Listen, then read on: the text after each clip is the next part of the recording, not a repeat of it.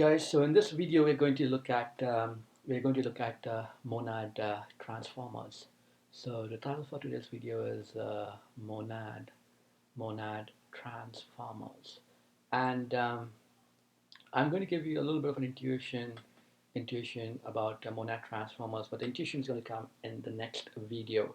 For this video, we're just going to look at formally the type class monad trans in Haskell, and we're going to look at one such type that could potentially be an instance of the monad trans type class. So it's just going to be a kind of a little bit of formal introduction to monad transformers, and in the next video we're going to start looking at some of the intuition behind it. So let's start with the type class. The type class monad trans is defined in Haskell. Something is just defined like this here. So I've got my type class, and the type class over here is my monad monad trans, and any type T in this case could be an instance of the type class monad trans, where this specific behavior is actually implemented, and the behavior in this case is basically the lift method. So the lift method inside the type class monad trans is defined as something is defined as something where I basically have this a first parameter. It's just a method that has a first parameter that is something of this type MA, and it gives you back as an output some value that has a type of TMA. And the constraint here, the class constraint on M, is that M is something that must actually be a monad.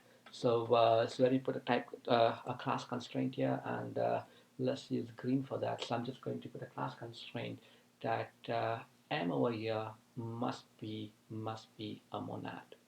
Okay, so that's the class constraint there, and this is the signature. This is the type signature for my lift method inside the type class monad trans. Okay, so given this type signature, um, can I in some sense at least play around with this a little bit, just to get a sense as to what is the kind of T. The first question that I must be concerned about, at least at this point, is that this T over here, what is the kind? What is the kind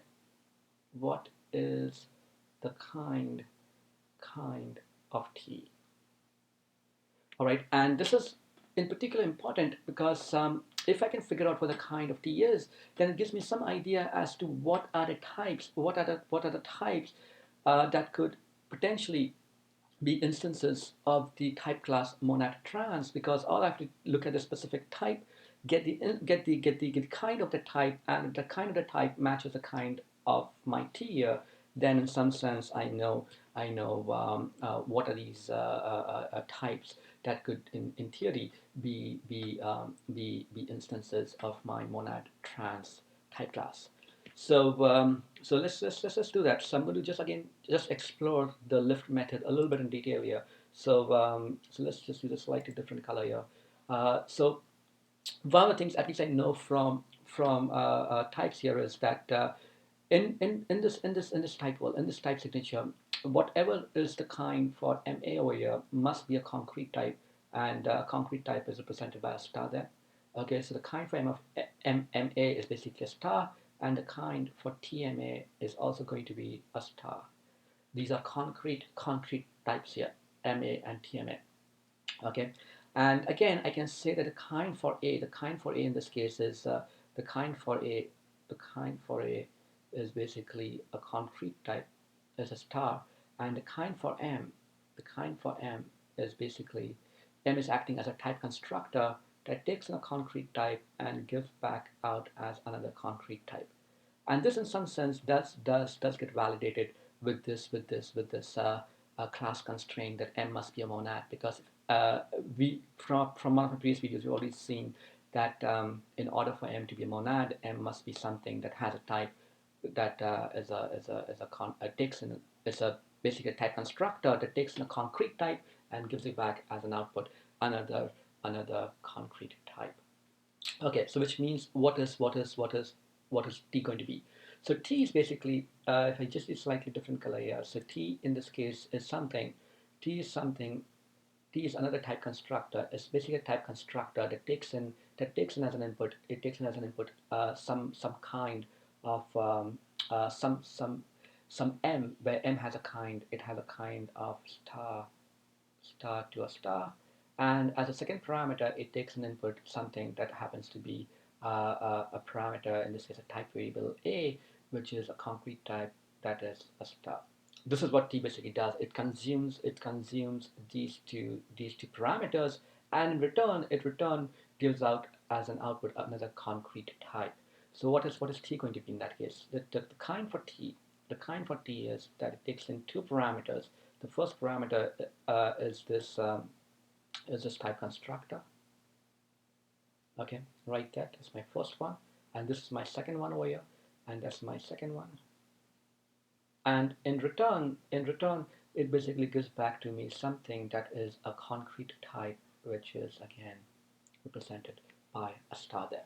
All right, so at least just by looking formally, just by studying the monad trans type class, I now know that T can be replaced with anything that has this kind of a star to a star to a star, and then in return I get back this concrete type.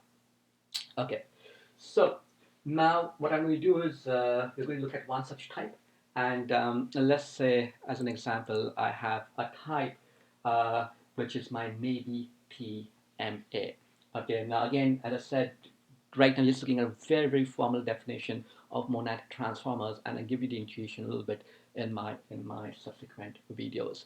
So I'm just going to create a wrapper, and because I'm just going to create a wrapper here, so I'm just going to say new type is basically a new type here. So new type of maybe TMA,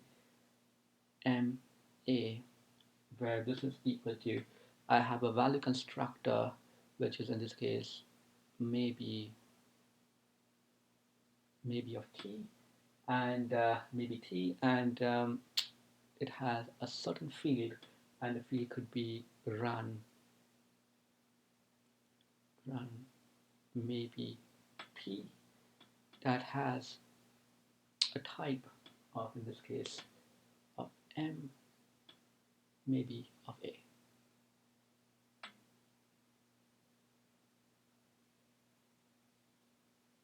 Okay, so given this type here, can I in some sense at least figure out maybe what the kind for A is, what the kind for M is, and what is the kind for maybe of D? So can I figure out what is the kind for A? Can I figure out what is the kind for M? And then in turn, can I actually figure out what is the kind for maybe of D? And maybe in some sense, once I figure out all these kinds of way, I will in some sense get some idea as to how I would go about creating an instance of my monad trans type class. Okay, so given this new type here, given this wrapper, maybe of T, maybe TMA, which is a wrapper around this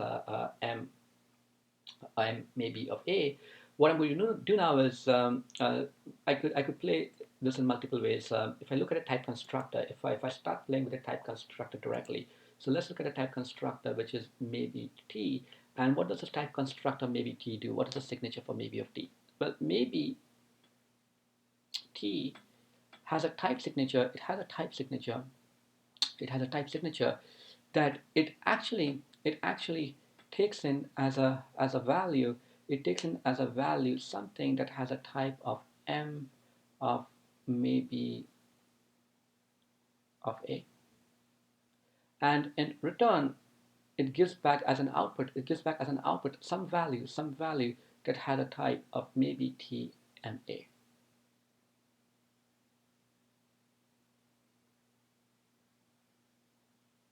Okay, so this is good. So I somehow, at least I have some idea at this point that this is a type signature for maybe of T. Can I now figure out, at least by using this? Can I figure out what are the kinds? What are the kinds for maybe T, M, and A? So now the first thing that I know, at least the first thing that I know is that the kind for maybe, okay, at least this is defined as something that takes in a star, it takes in a concrete type and gives you back as an output another concrete type. And because maybe takes in as an input, it's basically a type constructor that takes in as an input a concrete type, and the concrete type over here is represented by the type variable A. So A is something that has a kind, it has a kind of star, and maybe something that we already know, maybe something that takes in a concrete type and gives you back as an output another concrete type. Now the parenthesis is basically on the entire of maybe of A, and maybe of A, the complete thing together, the complete thing maybe of A is a concrete type. Remember, maybe is a type constructor, but maybe of A, the entire thing is a concrete type. And because it's a concrete type, I now know that the type for this M, this type for this the kind for this M over here is something that I take in a concrete type and out comes back another concrete type. Okay, and again, this is all with the assumption because I'm current in the type world. I know that this entire thing, maybe M of maybe of A, the kind for that is going to be a star, is a concrete type, and the kind for maybe T M A, whatever is the type represented by maybe T M A, it must be a concrete type as well. Okay, so with all of this, can I figure out the kind for maybe of T? So the kind for maybe of T, the kind for maybe of T is something that as an input it takes an M. M has that kind as an input it takes in something that goes from a star to a star. A second parameter, the second input parameter to maybe of T is an A, and A in this case has a kind of a star. It has a kind of a star, and the entire thing in return produces a concrete type. It produces a concrete type. So this is the signature. This is the kind signature. The kind signature for maybe of T. Now look at the kind signature for maybe of T, and look at the signature for the kind signature for T. I can see that both are completely identical to each other, and because both are completely identical to each other, we are now in a position to use my monad of trans, where I can basically create an instance of my class monad of trans by replacing T with actually maybe of T, and we're going to do that in the next video.